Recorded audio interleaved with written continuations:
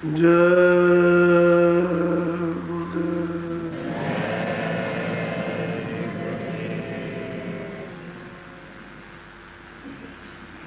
गुरुदेव नाम किसका?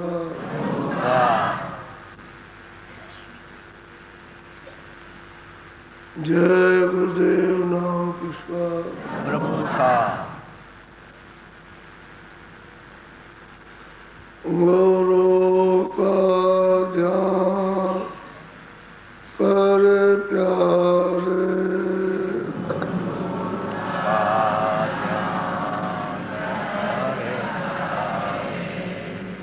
गुरु का ध्यान कर प्यारे,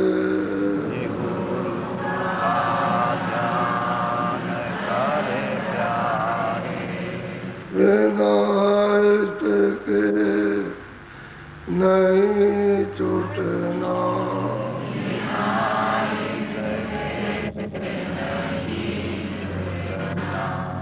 नाम तेरा में रंग जा,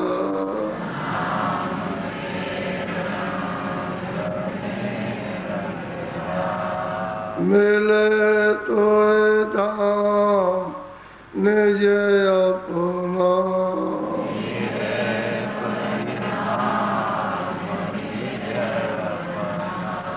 गुरु की तरह दृढ़ कर ले,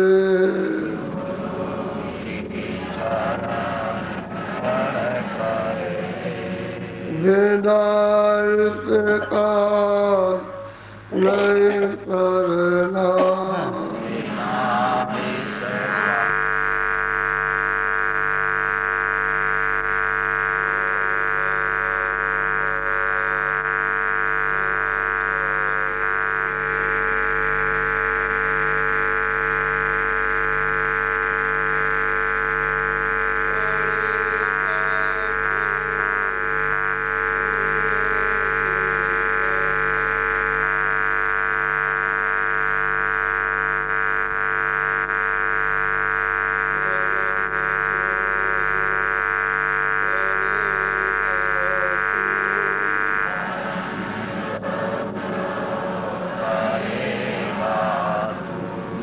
वही फिर वो ना वरना,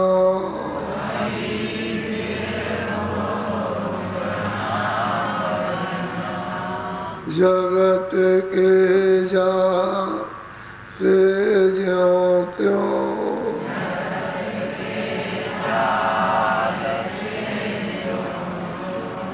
अटो मरदान घी करना,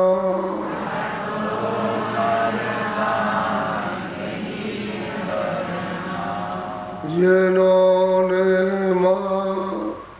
मन डाला,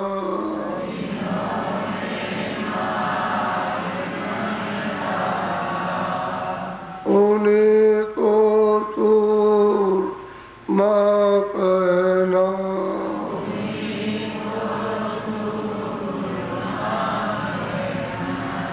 बड़ा मेरी ये मन घटों में,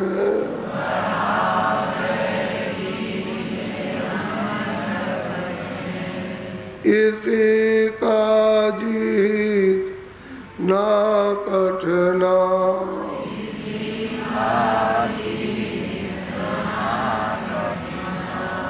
पढ़ो तुम्हें इसी के पीछे,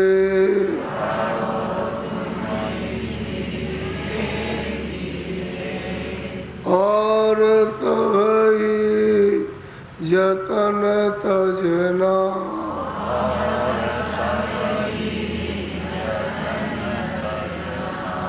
गुरु की प्रीत कर पहले,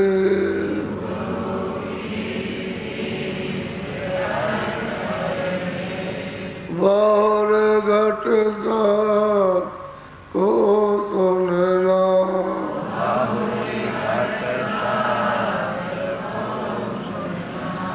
मान दो बात यह मेरी,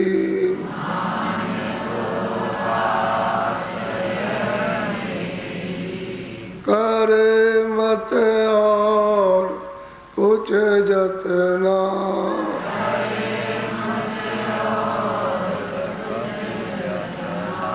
हार जब जाए मन तुझसे,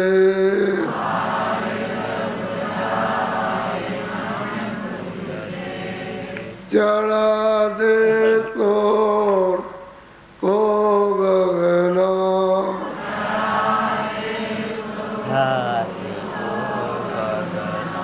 और तब काम जग झूठा,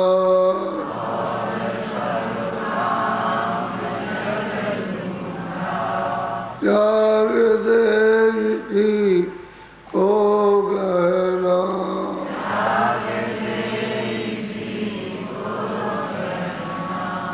गुरु का ध्यान कर प्यारे,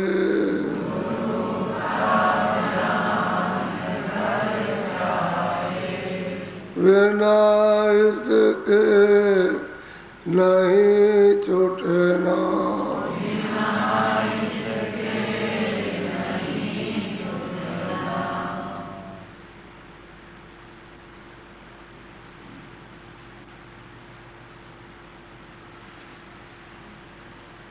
इस शरीर में सबसे बड़ा दुश्मन, सबसे बड़ा चोर वो तो मैंने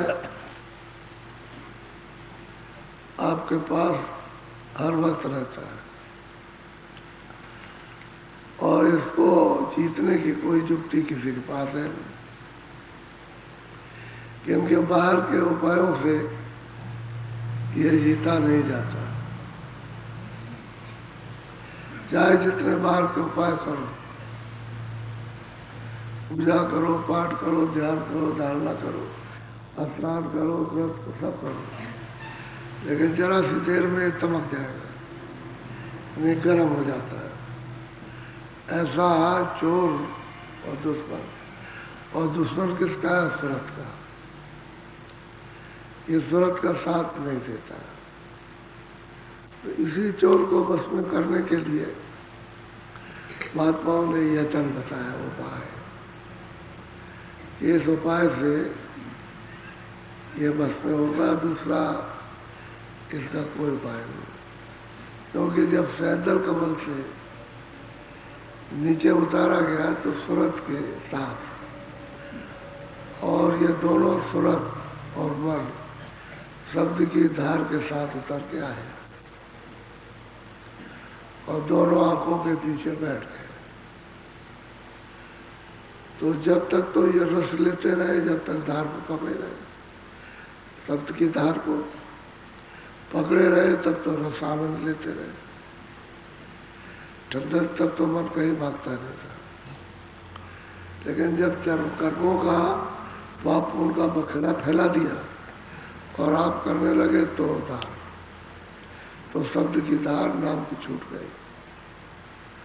अब ये दोनों के दोनों निराधार है, न सब मन को शब्द मिलता है, न सूरत को मिलता है। और सूरत अपनी जगह दोनों आंखों के पीछे बैठी, मन इंद्रियों के घाट पर आ गया।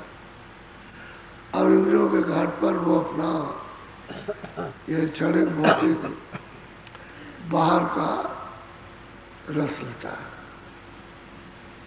अब इसमें इतना आदी हो गया कि उधर मुड़े गई, जाने की उसकी जरा सा भी लालसा नहीं।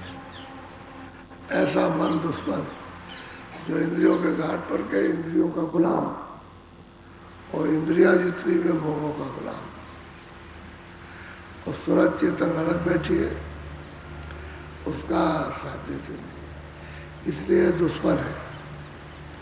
और किसी पूजा पाठ से बस में नहीं होता। ये तो जब महात्मा मिलते हैं और युक्ति बताते हैं कि तुम संतों को पकड़ो,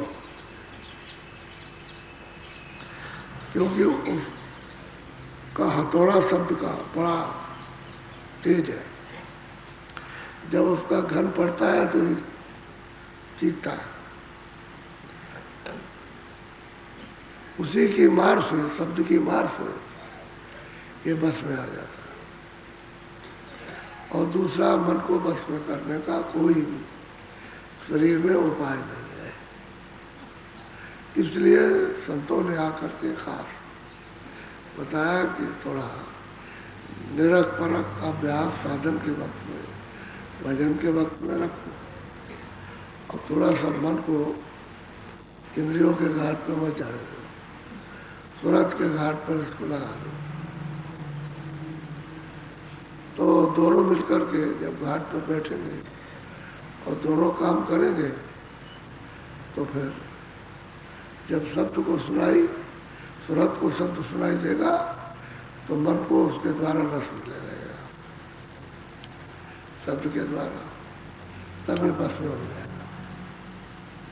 फिर इसको लगाते लगाते, पिलाते पिलाते पिलाते पिलाते जब ये छक जाता है तब इंद्रियों के घाट पर नहीं भागता, फिर नहीं जाएगा। ये दुश्मन बैठा हुआ है। और साधन भजन में भी जो नए लोग होते हैं बहुत विरोध करता है। कहा जाएगा भाई ध्यान करो, कहा जाएगा सुमन करो, थोड़ा भजन कर लो, तो जैसे ही आपने ध्यान किया या भजन किया या सुमन भाग गया तो वो नहीं रहता। हमारा तो आपकी कर में रहती है उंगलियों पर, और आँख आपकी बंद रहती है, और जीभ फिरती है अंदर अंदर कि बाहर आवाज मत डालना, अंदर ही अंदर।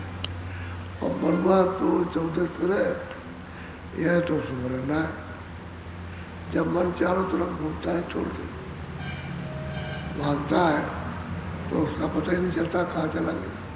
तो इसको निगरानी में रखोगे तब तो रुक जाएगा, तब तो काम लेगा। निगरानी छूट गई, ये कहाँ चला गया, ये अगर आपने छोड़ दिया तो इसको बस में नहीं कोई कर सकता। ऐसा ये चंचल है। तो दुश्मन घर में बैठा है, कुछ करने नहीं देता। अब सत्संग सुनते सुनते सुनते सुनते सुनते सुनते कुछ करते, फिर भी उखड़ता है कि हम नहीं सुनेंगे, हम नहीं करेंगे और नहीं भजन करेंगे, और ऐसा वैसा। तो लगाते लगाते फिर लग जाता, थोड़ा टाइम तो लगता ही, क्योंकि ये आज से बागी नहीं है, ये जुग जुगान से बागी चला रहा है। तो सूरत का साथ नहीं देगा। अब महापुरुष कृपा करते और सूरत को जब सत्संग सुन लिया, चाह हो गई और उसमें चित्त में जागृति, उल्लास हुआ, उल्लास कि हम भी उसको प्राप्त कर सकते हैं। तो फिर याचना करती है कि हमको रास्ता बता दीजिए। तो रास्ता मुझे बताते हैं, करो साधन, भजन करो। तो हमको बताते हैं कि भाई देखो ये उपासना ईश्वर की है, उसका नाम लेना, उसके रूप को याद करना और उसकी आवाज़ सुनना, क्योंकि उसकी आवाज़ से ही तुम यहाँ उतरे हो। और उसकी आवाज़ दोनों आँखों के ऊपर हिस्से में आ रही है। तो तुम पहले उसका नाम लो, उसके रूप को याद करो और उसकी आवाज़ को सुनो। जब आवाज़ सुनोगे तब तुम स्थान पर, जो उसका स्थान है, वहाँ पहुँचोगे। तो सूरत को बताया कि चलो तुम ऐसे आँख बंद करो और तिल मिलेगा, उस पर दृष्टि जमा करो, खिड़की खुलेगी, चौक मिलेगा, तो चौक प्रकाश का है, उसमें तुम प्रकाश सहन कर लोगे। और फिर आगे को जब देखोगे तो आगे अब पचरंगी फुलवाड़ी, उसको देखो, और उसको देखते देखते देखते आप उसका रस लेते लेते हम मजबूत हुए। तो आगे नील शिखर है, नीलगिरी पर्वत है, वो शिखर है पहाड़ की तरह, वो फूट जाएगा, अंडा है, अंडा फूटेगा, तब फिर उधर से कहते फिर आवाज़ सुनाई देगी, घंटा और सब। जब आवाज़ को पकड़ोगे तब मतलब ये है कि जब खिंचाव होगा तो ज्योत का, तो उनका ज्योतिष स्वरूप नाम निरंजन है, स्थान उनका सैदल कमल और आवायु की करता है। इसमें तो सूरत को जब करा के पहुंचाया तब उसको मालूम हुआ कि ईश्वर क्या है और इनकी रचना कैसी है और ये कौन है, क्या करते हैं, तो तब पता चलता है साधक। ऐसे क्या मालूम हुआ। फिर दूसरी मंजिल उसने तय की, आगे का भेद बताया कि देखो ऊपर चलो, ऊपर आवाज आ रही है। नाके पर तो आवाज तलती हो रही, लेकिन जब दूसरी मंजिल की तरफ चलोगे तो उधर में धक्कार हो रही है। अरे बहुत शोर धक्कार, बड़े गंभीर धक्कार, आवाज हो रही। तो वह दूर से तो मालूम होता है कि बाजे गरज रहे, लेकिन पास जाने पर बाजे नहीं गरजते। दूर से मालूम होता है बहुत धक्कार होती, बादल गरजते और मृदंग बनता है। तो दूर से तो जो आवाज समझ में आ रही उसको पकड़, उसको तो पकड़ नहीं है। तभी आप उसको सुन करके और मतलब ये है कि रीडोगे, यानी आपको अच्छी लगेगी और सुन करके तो जितना ही सफाई होगी उतना ही उसको परखोगे, पहचानोगे और उसी में लय हो जाओ। तो जब आवाज में लय होगे तो बादलों की गरज और मृदंग नहीं है, उसमें कुछ और आवाज है। उसको साधक उसका बोध करता है, जानकारी होती है, उसका सुनता है, ज्ञान होता है। ऐसे ही चढ़ गए टेढ़े मेढ़े रास्ते पर गिर सुने, पहाड़ है, पहाड़ पर उस पर वो लंकपति बैठे हुए, बड़ी दहाड़ हो रही उनकी। वहां पर आवाज लगा लगा, उनकी आवाज सुनते तो कितने तो अरे मतलब एकदम दम निकल जाती है, प्राण छूट जाते हैं, ऐसी आवाज है। लेकिन यह है कि संतों के वसीलों से वही आवाज प्रिय हो जाएगी, प्यारी हो जाएगी। उसको तो आवाज को पकड़ोगे तो चढ़ जाओगे, तो जहाँ से आवाज आ रही उसका साक्षात्कार होगा, क्योंकि नाम और नामी। और सूरत में आवाज चल गई तो दोनों आंखों के पीछे बैठे। अब नामी को प्राप्त करना तो कैसे करोगे कि उसमें से जो आवाज निकल रही और तुम्हारे पास आ रही उसको सुनो। जब आप उसको सुनने लगोगे और उसमें लय होगे, लय होने का मतलब ही पकड़ना। तो जब लय होने लगोगे तो वो खींचेगी, तो खींच करके वहाँ ले जाएगी जहाँ वो बैठा। तो जब सामने ले आएगी तो उसका साक्षात्कार, तब ये पता चलेगा कि इस वाणी का उच्चारण क्या हो रहा है। दूर से मालूम कुछ नहीं होगा, उच्चारण हो रहा है, तो उसका साक्षात्कार हो जाएगा। तो ईश्वर का साक्षात्कार तो पहले किया, अब वो मतलब ब्रह्म का साक्षात्कार। जब इसने इस आवाज को, बादलों की गरज और मृदंग की आवाज सुनी और उसमें ले हुई, तो फिर उसमें उसका खिंचाव हुआ। जब वहाँ पहुंची तो इनमें कोई आवाज नहीं, वो तो अपनी वाणी बोल रहा। दूर होने के कारण पर्दा पड़ा हुआ, उससे आवाज आपको ऐसी मालूम होती है जैसे आपके कान बंद हो, मैल जम जाए तो भर भर भर भर आवाज आती है। वैसे भर भर की आवाज नहीं, अगर मैल हट जाए तो आदमी की आवाज भी भर भर सुनाई देती है, क्योंकि ये जो बैठा है इसमें से जो आवाज निकलती है वो तो नामी है, और जहाँ तक आवाज जाती है वो नाम है।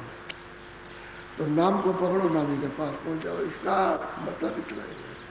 तो उसमें से आवाज आ रही है, उसको पकड़ो, उसके पास जाओ, और बगैर शब्द के, बगैर आवाज के आप वहाँ नहीं जा सकते।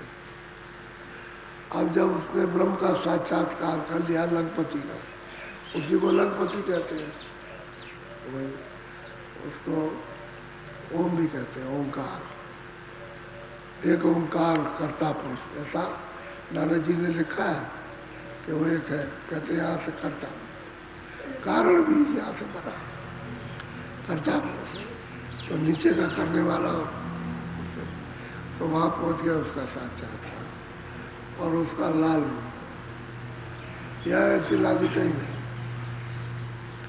ये लाल कुछ नहीं है। उसके तो जितने लोग हैं वहाँ सब लाली लाल, और सुनते जाती हैं वो भी सब लाल।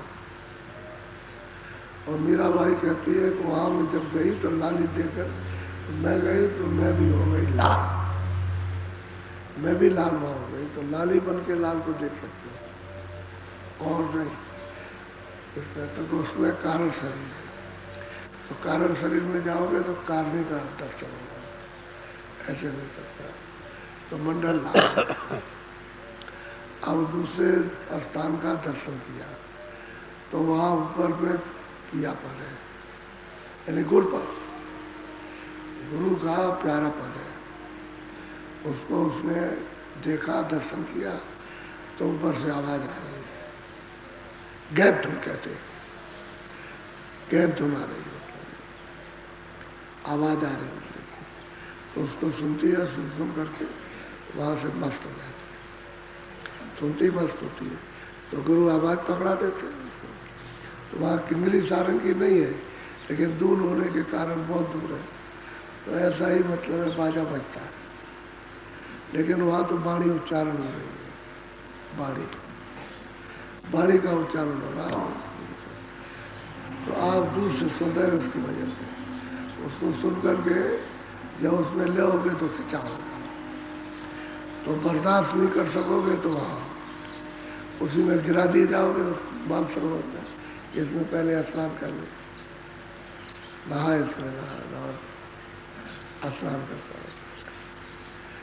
बहुत बड़ा तालाब, वैसे तालाब ही कहते हैं उसको, यानी बहुत बड़ा तालाब है। उसके मुकाबले में यानी यहाँ और स्वर्ग में कुंड ईश्वर का लोक और ब्रह्म लोक उसके मुकाबले में कुछ नहीं। इतना वो तालाब बड़ा है और रचना उसके अलग होगी ऐसा। तो उसमें वो खींच के शब्द डाल देता, तब वो सुनने को ऊपर सुनने लगती है। नहीं वो नहाएगी नहीं, क्योंकि वो प्रकृति स्थान है, वहाँ तरह तरह के दृश्य, यानी अद्भुत अद्भुत जो आपने यहाँ बीच में कहीं नहीं देखे वो होते रहते हैं। तो प्रकृति अपना काम करती है, तो प्रकृति के दृश्यों में आप फंस जाओगे। तो उसमें स्नान करा दिया, वही सब उसमें डाल देगा खींच करके, तो उसमें नहाएंगे साफ श्वेत हो जाएंगे, तब अंत रूप में तब आवाज़ पकड़ पाएंगे, ऐसे नहीं बोले। और जब आवाज़ पकड़ लेंगे बोलेंगे उस आवाज़ को उसमें ले होगा तो ऊपर चलेंगे। और ऊपर में बहुत रचना है, बहुत ही ज़्यादा। तो आगे 10वें द्वार में पार ब्रह्म, जिसको पार ब्रह्म कहते हैं मुसलमान को अल्लाह कहते हैं, अल्लाह कहते हैं। वो वहाँ बैठे हुए हैं, उन्हीं में से ये आवाज़ निकल रही है किंगली सारंगी। आवाज़ को पकड़ा और उसमें मिले और उसने खींचा तो उनका साक्षात्कार। इसको कहते हैं प्यासा। त्रिकुटी में गुरपत और यहाँ प्यासा, अब उसका दर्शन होगा तो फिर आगे की आवाज़ आएगी। जब दर्शन हो गया तो आगे क्या आएगा। अब ये परख पहचान है, मंजिल पर आपको होती जाएगी, खबर लगती जाएगी कि ऊपर से आवाज़ आ रही, तो उसका खिंचाव ज़्यादा है, क्योंकि पर्दा तो कोई रहा नहीं, खाली दृश्य रह गए। रचना का है दृश्य, उसकी सुंदरता का, उसके आकर्षण का, मोहित करने का।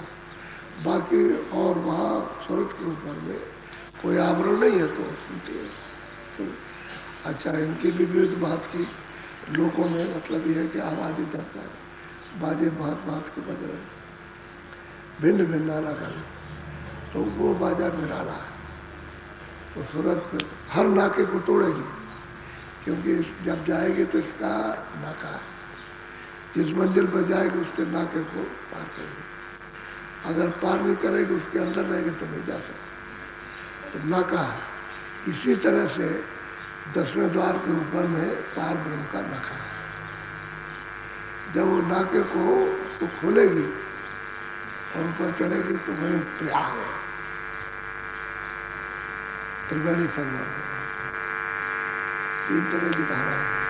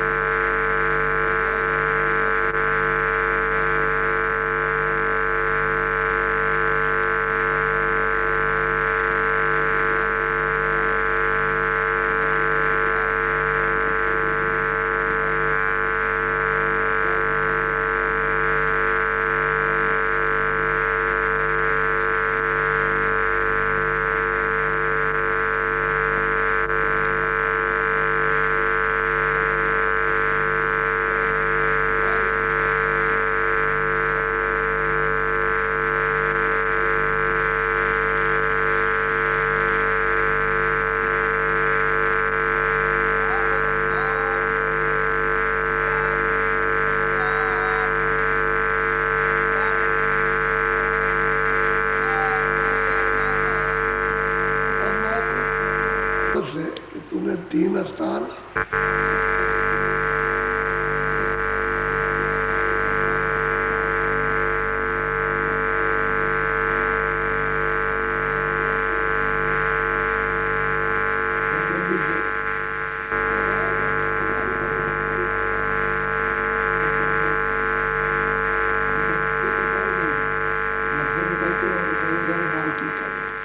अरे मतलब ये जरा कपड़ा पहले ही गंदा है, लोग क्या कहेंगे ये, तो कड़ा जब जूतियाँ पहन चप्पल पहन लेंगे, तो ये सब सजावट करते हो, सजाते हो। ऐसे ही वहाँ सूरतों की सजावट होती है, वो वहीं के लोग करते हैं सजावट, जो आज इस मंडल पर जो है वहाँ सब सजावट अपने अपने को बता बहुत स्वागत के साथ विदा करते हैं और वहाँ पहुँचा देते हैं उनको, मतलब फिर वहाँ जब उधर से आएंगे तब स्वागत करेंगे, जब लौटेंगे तब जाने में तब स्वागत।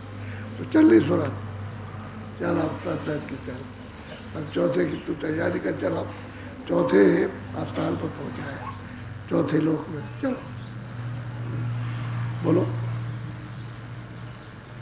नालयंसिनी घाटा फादा रोक मिले नाल सूरत को साधा। तो काल तो है ही वहाँ, तो कहते हैं कि इतनी रचना ली, इतनी लीला, इतनी चिंगार, इतनी आवाजें, ये मतलब है कि सूरत डर जाएगी, आवाजें वहाँ होती है। तो कहते हैं कि खा जाए, जैसे चले गए डर्रा, चले गए इधर उधर क्या देखने लगे, उधर उधर फंस गए जाके उधर। तो कहते हैं कि सब जगह रोकने के, रोकेंगे दृश्य दिखा करके, अपना मोहनी दृश्य दिखा करके आगे जाने से रोकते हैं। अब सुरतें जो है गुरु के ही द्वारा जा सकती है, वहाँ से सबको रोका।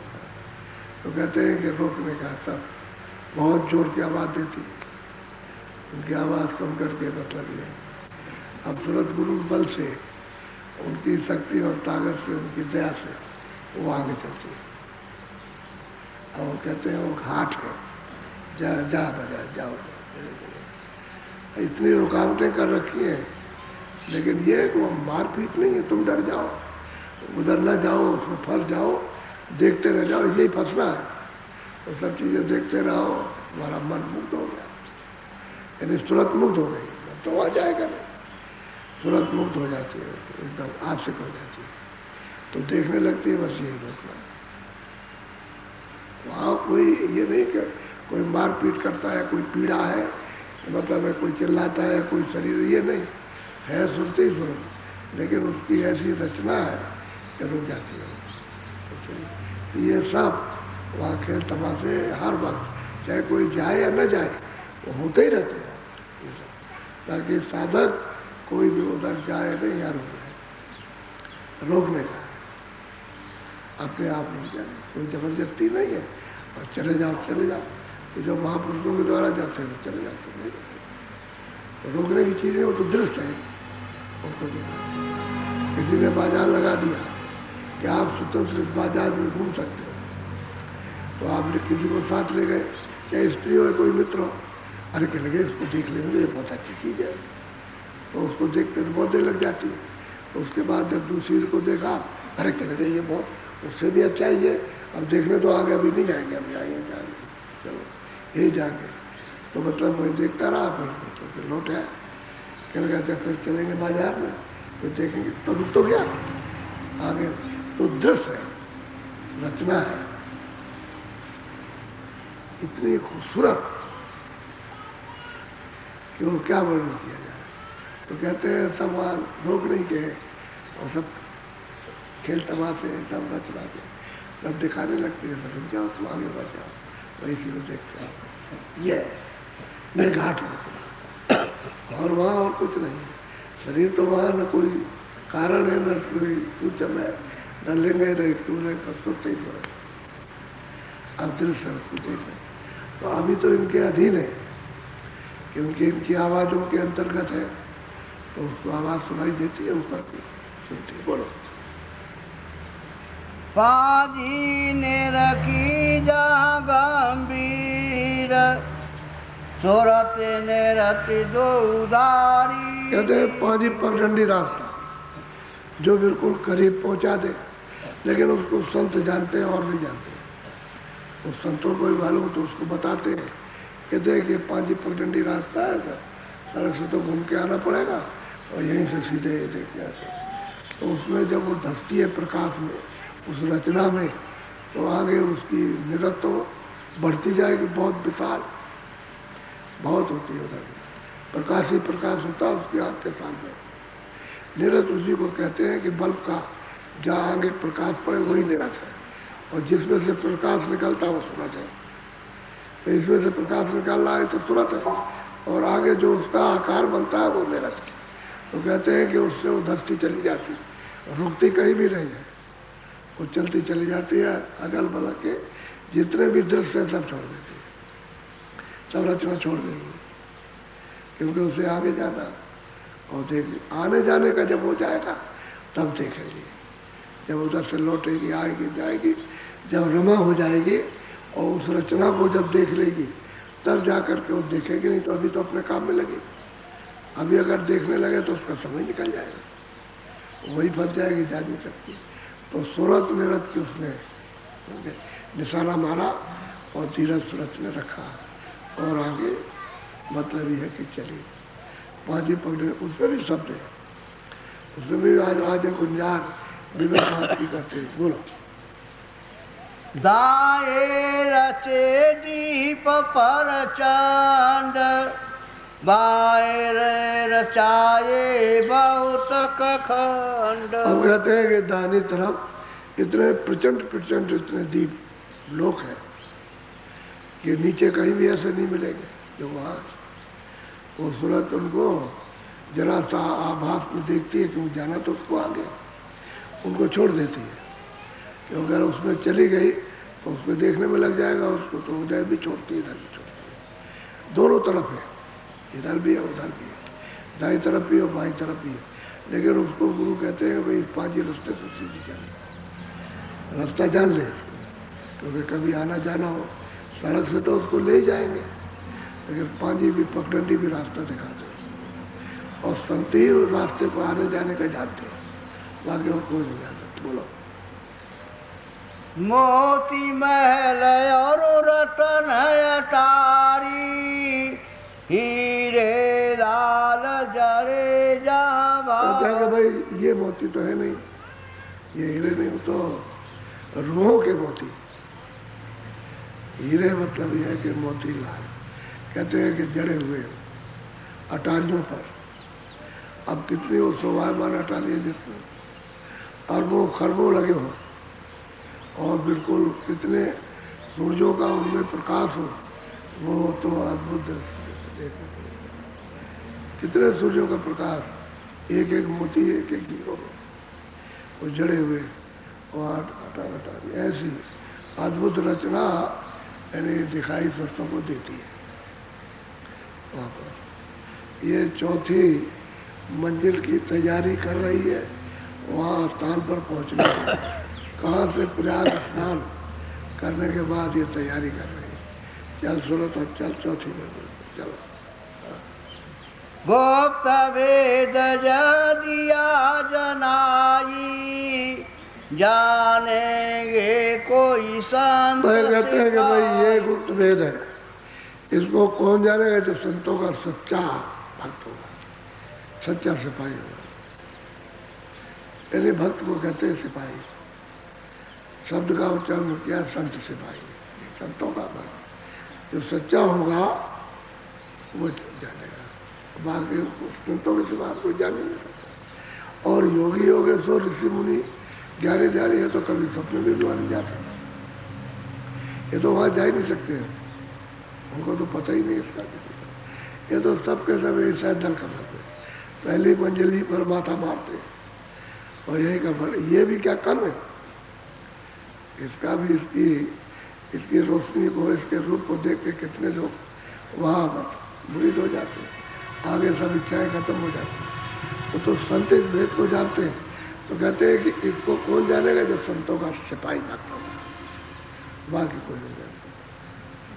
तो सूरत तो मतलब है कि सच्ची भक्त है उसको लिए जा रहे हैं, दिखाते जाते हैं, बताते जाते हैं। देखिए आगे पीछे दाएं बाएं ऊपर नीचे सब उसको बताते जाते हैं। बोलो। भमर गुफा का पर्वत निरखा, सोहम शब्द जाई जहाँ पर। कहते हैं कि भमर गुफा का वो पर्वत है, वो कितना पर्वत है, कितना बड़ा वो पर्वत है। कहते हैं उसको क्या किया, निरखा है, देखा। वो उस पर कौन विराजमान है, अब उस पर मत लगे, कह लगे कि सोहम। और क्या बज रहा, कह लगे वहाँ बंसी बज रही, अखंड बंसी, कभी बंद नहीं होती वो बंसी बजती। कहते हैं पर्वत भी देखा और वहाँ भंवर गोपाल का उस पुरुष को भी देखा, बंसी बज रही, बंसी बज रही, अखंड। कभी बंद बंद कभी होने का सवाल नहीं। बंद हो जाए तो नीचे का मामला ही सब खत्म हो जाए। वो आवाज़ पर तो एक दूसरे टिके हुए, एक दूसरे की आवाज़ पर सब ठहरे हुए, बंद हो जाए तो लोग खत्म हो जाए। बोलो। दोने मोरली जा उठत करारी, श्वेत सूर सूरत निरखा। कहते हैं कि भाई वो तो धुन बहुत अद्भुत, बहुत बड़ी आवाज़ उसमें कहते हैं उठती है, सूरत में उसको पकड़ा। तो कहते हैं वो क्या है कि श्वेत सूर्य, सफेद सूर्य है, तो कहते हैं कि उसने देखा, रखा, निरखा, यानी पा लिया। जब देखा तो पा लिया, दर्शन किए।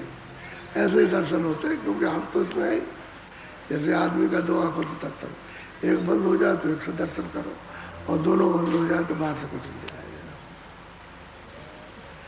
एक रोशनी, दो रोशनी आती है, दो तारा है, एक इसमें एक में, एक बंद हो जाए तो दिखाई नहीं देगा, एक से देखो, और एक भी बंद हो जाए तो आप इसका कहोगे सब सृष्टि निराकार है। ये जितने भी सृष्टि निराकार, इसमें कोई आकार नहीं। क्यों कि आपकी आंख बंद है इसलिए निराकार। अगर आंख खुल जाए तो ये सृष्टि साकार हो जाए। ये जड़ सृष्टि, जड़ आंखें जब खुल जाएंगे तो साकार हो जाएंगे, और जड़ आंखें बंद हो गई तो। इसी तरह से सब लोग कहते हैं कि परमात्मा निराकार, परमात्मा कभी निराकार नहीं, वो तो सदा से साकार रहा, लेकिन तुम्हारी आंख बंद हो गई तब तो निराकार हो जाएगा। आंख बंद होने के कारण तो दिव्य आंख ज्ञान चक्षु तीसरा नेत्र बंद हो गया, उससे परमात्मा निराकार है, खुल जाएगा साकार। उसकी सृष्टि साकार और वो साकार, उसके सब लोग साकार है। तो किसी भी लोग पे जाओ तो किसी स्थान पर सब लोग साकार, और आंख बंद हो जाए तुम्हारी तो सब लोग निराकार। पर इतना ही अंतर है साकार और निराकार। लोग आते हैं हमसे पूछते हैं कि आप साकार को मानते, निराकार को मानते, अपने तुम किसको मानते हो? पहले हम साकार को हमें, तो तुम्हारी आंखें ये है, अगर बंद हो जाए तो बंद, तुम्हारी आंखें दोनों हो जाए तो क्या करो? पहले तब तो निराकार हो जाए। तो मेरी इतने ही अंतर समझो। तो वो जो दृष्टि है बंद हो गई, तो तुम्हारी तीसरी आंख अंदर वो बंद हो गई, इसलिए परमात्मा और उसकी सृष्टि निराकार। कह गई तो हमको किसी ने नहीं बताया। हमने कहा नहीं बताया होगा तुमको, कभी तुम किसी से पूछने गए हो? तुमने पूछा, उसका तुमको उत्तर मिल गया। सीधा सीधा काम। आँख बंद हो जाए निराकार, आँख बंद हो जाए ये सृष्टि साकार। ऐसे वो आँख बंद हो गई तो सृष्टि निराकार हो गई, और जो सृष्टि का करता है वो निराकार हो गया। आँख खुल जाए तो सृष्टि साकार हो। अब ये साकार में तो देख ही रहे, तब पर्वत को देखा और दिव्य आँख से ज्ञान चलते थे उससे, और कहते हैं कि वो स्थान है वहाँ पर, और कानों से सुना के मुरली बज रही, और कहते हैं कि उसका रूप कहते श्वेत सूर्य, सफेद सूर्य, और ठोक करके कहती है सूरत के हमने देखा। और वो कहते हैं कि ये देख ले, ये अरे महापुरुष कहते हैं देख ले, ये चौथा पद है, चौथा लोक है। जो अगल बगल में वो तो बता रहे हैं, इधर भी दीप है, इधर भी दीप है, अचिंत दीप है, बहुत रूहानी दीप, रूहानी लोग हैं। उनकी क्या तारीफ की जाएगी, उनकी बड़ाई छुटाएगी। तो इसलिए ऐसे तीर्थ तो उधर को ऐसे तीर्थ। बोलो तेज पुंज वह देश भलारी, दोने अपारता होत कहते भाई वो तेज, सवारी। उस प्रकाश बहुत तेज है, क्योंकि सूर्य सूर्य है और सोलपुरों से भवन उपास स्थान में बैठे हुए हैं और वहाँ से मुरली बज रही है उनकी। तो कहते हैं कि उसका जो लोक है वो तो अपार, इनका भी लोक बहुत बड़ा है। अब इसके ऊपर जब चलेगी तो कल आप सुनिएगा। हाँ। अब उसने चौथे को भी प्राप्त कर लिया। इन्हीं को संत कहते हैं महाकाल। और उर्दू शब्दों में कई शब्दों में अलग अलग, कोई अर्थ अजीब कुछ ये और जो उसको कुछ कहते हैं, तो अलग अलग सब भाषाओं में आया।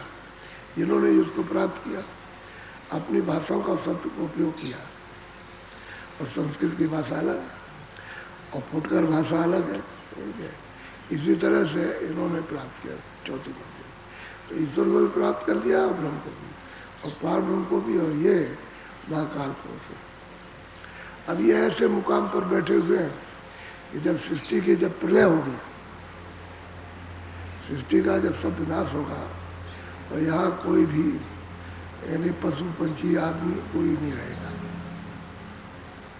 जैसे ही इसका विनाश शुरू होता है तो जितने भी पृथ्वी पर चलने फिरने वाले आज ये पहले उठा लिए जाएंगे। तो इतनी तकलीफ होगी, आपको अनाज ही नहीं मिलेगा, पानी आपको नहीं मिलेगा, खाने के लिए कोई पत्ती आपको नहीं मिलेगी। तो आप किस तरह से रोगे, कैसे चिल्लाओगे, कैसे तरफ तरफ से शरीर जोड़ोगे। तो कर्मों का भुगतान तो यहीं पता पूरा करना। वो तो सजाओं की भी सजा, वो तो फांसी कहो, ये कहो, वो सब सजाए। इसमें सब सजाए समावेश हो जाती और इतनी तकलीफ जीवों को मिलती है कि सब यहाँ होकर तभी आप करो। तो इनको उठा लिया, फिर एकदम पृथ्वी पानी में गलने लगी, तो जो मिट्टी में कीड़े हुए वो पानी में तैरने लगे। अब उनको खुराक तो कुछ मिलती नहीं है, तो पानी में तरफ तरफ तरफ के सब मर जाएंगे, सब मर जाएंगे। पृथ्वी के जितने कीड़े सब उसमें, और जलमय हो गया सब। अब जल के जीव बचेंगे, तो जल के जीव जब तो अग्नि सूखेगी, तो आप जब अग्नि एकदम से पक पक पक पक एकदम पता ही नहीं चलता कि कितनी जल्दी हो गई, एकदम से सूख लेगी, कुछ नहीं नीचे साफ जीव जंता अधिक सब आपको दिखाई देंगे। जल के जीव उसमें तो सब तड़प तड़प करके तड़प तड़प के किस तरह छलांग मारते हैं, कैसे भूख प्यास से, तो मतलब पानी के बगैर, क्योंकि पानी में रहते हो तो एकदम से। फिर उसके बाद अब इसको पानी को अग्नि ने सोखा और ऊपर वायु है, वायु में अग्नि को सोखा। अब सिमटा सबका सिलसिला अलग है। पृथ्वी, जल, अग्नि, तीसरी उसके ऊपर वायु, उसके ऊपर में आकाश। तो ये सब उसने आकाश में अपने मिला दिया। ऊपर बैठी है आद्या महाशक्ति, तो वो सब समेटना शुरू करती है। तो मतलब आकाश को लिया उसने, समेटने लगी। तो स्वर्ग बैकुंठ जो 14 लोग हैं, ब्रह्मा विष्णु वहाँ की सुनते साफ एकदम सब समेटने लगती है एकदम। तो देर का कुछ रहने वाला नहीं है।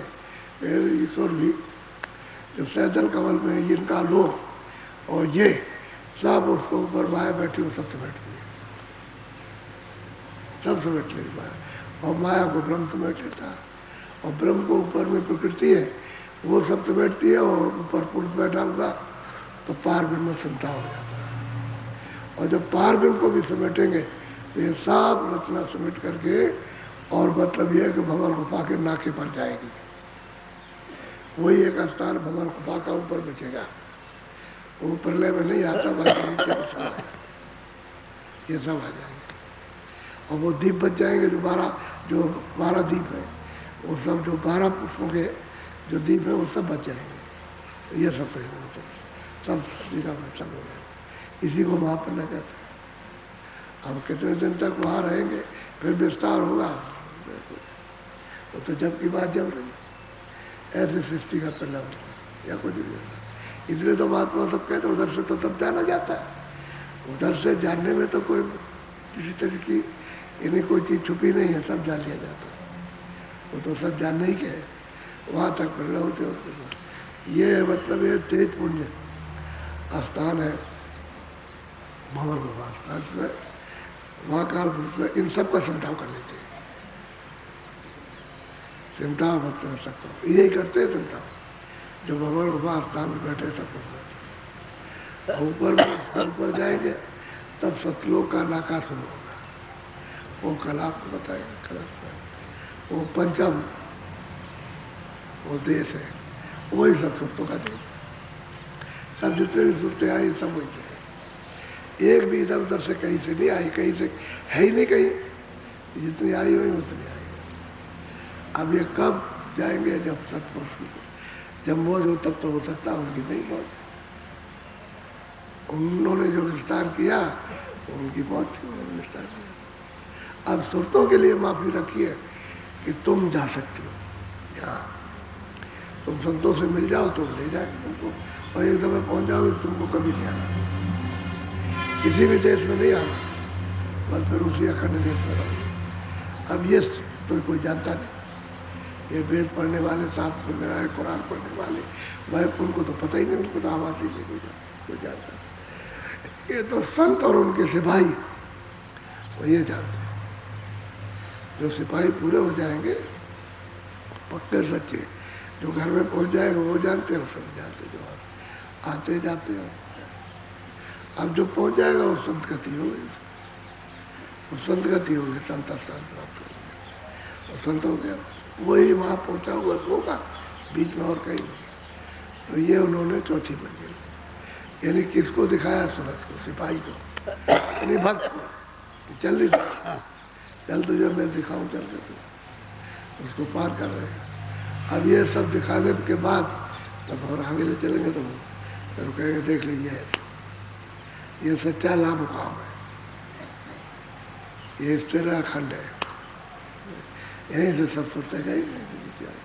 तो इनका तो देश वहाँ है। अब यह खोज करोगे तो मिल जाएंगे।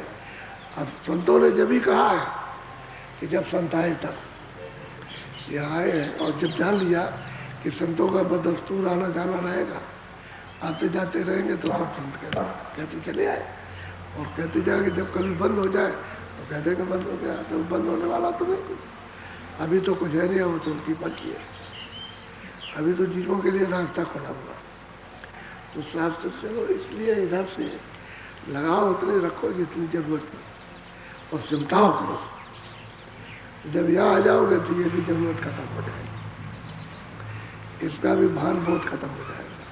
ऊपर की तरफ चलोगे तो सिमटता चलेगा वो सब, जितनी तुम्हारी इंद्रियों के पास है ये सब यहाँ खत्म हो जाते हैं। यहाँ तो यहाँ से मतलब ये है कि इधर या ये सब खत्म हो जाएगा, ये इसका भान खत्म होता है, ये याददाश्त रहेगी। जहाँ सिमटा हुआ यहाँ आए ये ना बच्चे को याद कर सकते हो, न स्त्री को, न पुरुष को, न मित्र को, न धन, न दौलत, सब सिमटा हो। ये तो आप ऊपर सिमट के चलोगे तो ऊपर की मतलब ये याद होगी। तो थोड़ा बहुत सिमटाव के लिए ख्याल अपना ध्यान हटाना चाहिए। जब घर में चलना है सब कुछ पाना, वहाँ क्या चीज़ पाने से बाकी रहेगी? वहाँ तो सब संपत्ति, सब सुख, सब आनंद, सब शक्ति, सब कुछ। यहाँ तो अपूर्ण है, वहाँ अपूर्ण है, वहाँ कोई कमी नहीं, यहाँ सब कमी है। तभी तो भागा दौड़ी कर रहे हो आप, और क्या कर रहे हो? ये दे दीजिए, ये दे दीजिए, 2 मकान, 4 मकान, 1 राज, 2 राज, सब राज मिल जाए हमको, सब धन दौलत मिल जाए सब हमको, ये सब ये करते हो। और क्या करते हो? इसमें तो कोई बात पूरी नहीं। तो यहाँ जब पूरा है ही नहीं तो भागते रहो, कुछ नहीं मिलेगा। और क्या भागना? यही पता चलता है इसी से कि अभी तो और है, वहाँ कुछ है, और दे, और कर दे, और दे दीजिए, और में यहाँ कुछ नहीं। तो आपका धोखेधड़ी का ख्याल है, अज्ञान है, अंधकार अज्ञान, उसमें भाग रहे हो। तो और ज्ञान मिल जाए आपको तो अंधकार दूर हो गया। ये बात, तो ये सब महापुरुषों ने सबने वर्णन किया। जो भी आए सब साधकों को उन्हें विधिवत तरीके से बताया। ऐसा नहीं किसी महात्मा ने छोड़ दिया। और इतने महात्मा 700 वर्ष आए, क्या आप उनकी गिनती नहीं कर पाएंगे? इतने आए और लोगों को जगा के पहुँचा। और बहुत से तो ऐसे आए कि बाहर कोई शब्द नहीं लिखा, कोई किताब नहीं लिखी। बहुतों ने सोचा कि कि भाई महात्माओं का प्रमाण होना चाहिए, तो सबूत होना चाहिए, तो लोग नहीं तो मानेंगे नहीं, तो उन्होंने बस लिख दिया। आधे से ज़्यादा तो ऐसे आए जो लिखाई नहीं कोई, और आधे से कम आए उन्होंने लिख दिया। तो इतनी किताबें महात्माओं की है, ये क्या करेंगे? कुछ नहीं करेंगे किताब। ये तो किताबें फंसाने वाली और अंधकार के यहाँ, और महात्माओं की किताबें निकालने वाली और अंधकार से प्रकाश में ले जाए, तब बोध और ज्ञान होता है। इसलिए वहाँ रचना जो है, अब महाकाल पुरुष में जो है वो नाके में बैठे हो, वहाँ प्रलय नहीं होती, वो बच जाते। और ये बाकी इनके चारों के सब, ये जो इधर बैठे हुए विष्णु ब्रह्मपाद वो सबसे बैठे थे, और उधर सत्पुरुष है ऊपर, तो उन्हीं के सब भेजे हुए, सब उन्हीं के भेजे हुए, ईश्वर ब्रह्म ये सब उन्हीं के भेजे, सुनते उन्हीं की, मसाला सब वहीं से मिला, जितना भी मसाला सब वहीं से, आवाज़ वहीं से आई, लोग उन्होंने बनाए, कोई इनके बीच में किसी के लोग बनाए हुए नहीं है, ये सब सत्पुरुष ने बनाए, बस इनको तो मंडलों का राज दे दिया। बोलो जय गुरुदेव। बहुत समझदारी से सुनो, क्योंकि ये हो रहा सत्संग, ये हंसी और दिल लगी तमाशा नहीं, और कोई भी शब्द इधर उधर का नहीं, कोई संसारी ये कोई बात हो, परमार्थ की बिल्कुल प्योर शुद्ध, निर्मल निर्मल संदेश है और निर्मल रास्ता, और उस तरह चलाएंगे। जो काम कर सके कर ले, और नहीं कर सके तो उसमें फंसा रहे तो फिर ये मनुष्य शरीर जाने ही वाला है, इसी में जो कुछ करना आप कर जाना, तो पासवान है चला जाएगा ऐसे। तो बहुत चेत करके सुनो उसको। और मैं कहता था कि आप लोगों ने तो कभी सत्संग सुना नहीं, अब बाहर में 1 घंटा या 2 घंटे बाद या 2 घंटे, दिन में 10 कार्यक्रम हुए, तो मतलब ये है कि वहाँ उनको रात को 11-11 बजे तक कार्यक्रम किया, तो उनमें कितना क्या समझा सकेंगे, क्योंकि वो तो सब उसमें फंसे हुए। तो 2-4 शब्द उसको भी मिले, तब इनको कुछ ये बताया जाए, उधर से न समझाया जाए तो सब कौन आए कौन सुने, तो उनके पल्ले कुछ नहीं पड़ पाता। अब हो रहा सत्संग। हम सच्चे कहते थे कि आप लोगों ने सत्संग नहीं सुना, सत्संग तो जब ये तैयारी हो जाएगी तब आपको सुनने को मिलेगा सत्संग, तो अब सुनो जैसे अब सत्संग ही हो रहा है। बाकी इसमें सब चीज़ें एक ही में सब चीज़ें आती हैं, इधर से ध्यान अपना हटाओ और थोड़ा सा इधर ले आओ, थोड़ा थोड़ा करके ले आओ, एक बार की वैसे भी नहीं हटा सकते, धीरे धीरे करके हटाओ। वो जल्दबाजी नहीं है, उनको तो बहुत जल्दी है, लेकिन आपके लिए इतना जल्दी मत करो, धीरे से, क्योंकि तोड़ फोड़ नहीं करना, आसानी से निकाले आओ, उसमें कसवा कसी लड़ाई झगड़ा ना हो, धीरे से निकाल जाओ। इसलिए तो कहते हैं कि स्त्री नहीं जानती, तो चुपचाप आदमी करता है, कुछ नहीं होता है, क्या करते हैं, वो यही कह पूजा करते हैं। और जब वो निकल के चल पड़े तो स्त्री से कहेगा भाई ऐसी ऐसी बात है, तो उसको भी, तो वो इससे ज़्यादा, ये तो भजन करते थे, ये करते थे, उससे ज़्यादा उसके ऊपर संस्कार देखने के पड़ जाएंगे, तो वो भी भगेगी बड़ी तेजी के साथ, पहुँच जाएगा वो वैसे रास्ता लेने, वो भी लग जाएगी वो जल्दी से, तो तुम्हारी बाधक नहीं होगी। वैसे तो तुम कुछ करने लगो तो फट पकड़ेगी, कुछ उठा देगी, ये क्या करते हम नहीं पसंद करते, वो कहेगा हम नहीं करते, तो झगड़ा हो जाए। इसमें झगड़े का काम नहीं है, इसमें तो सावधानी है कि भाई दफ्तर जाते हो तो पकड़ के तो स्त्री नहीं जाती है, या घर में वो काम करती है तो आप उसको तो नहीं पकड़ते हो। ये सहूलियत और संयम कहा, थोड़ा सा चतुराई का काम है कि चतुरता से भजन कर लो, चतुरता से काम कर लो, और लापरवाही की तो पारे जाओगे, इसी में तो मारपीट होगी और क्या होगा।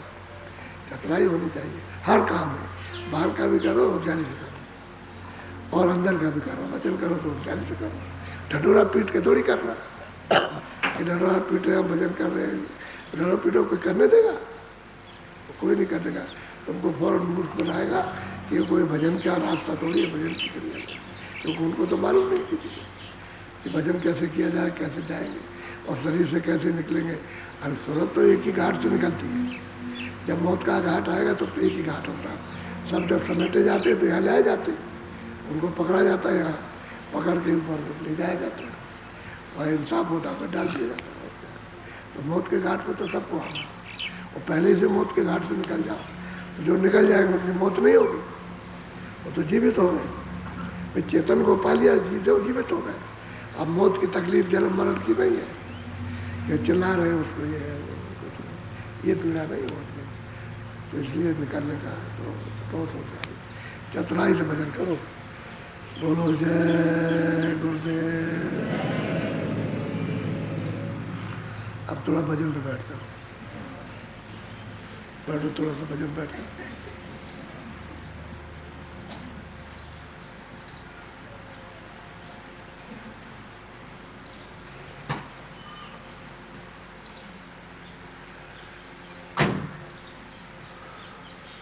जय गुरुदेव।